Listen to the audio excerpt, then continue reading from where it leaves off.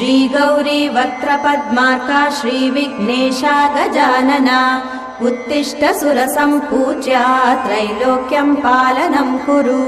श्रीगौरी वक्त्रपद्मार्का श्रीविघ्नेशा गजानना उत्तिष्ठ सुरसम्पूज्या त्रैलोक्यं पालनं कुरु उत्तिष्ठोत्तिष्ठ हेरम्बा उत्तिष्ठ गणनायका उत्तिष्ठ करुणापूर्णा भक्तानां भाग्यदायका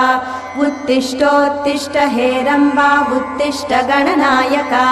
उत्तिष्ठ करुणापूर्णा भक्तानां भाग्यदायका श्रीयाकुवाहन शिवात्मज दिव्यगात्रा श्रीभिन्नदन्तधनुजान्तक सूक्ष्मनेत्रा सर्वार्ति दुःख शमना फणिराजसूत्रा देवा गणेश्वर विभो तव सुप्रभातम्।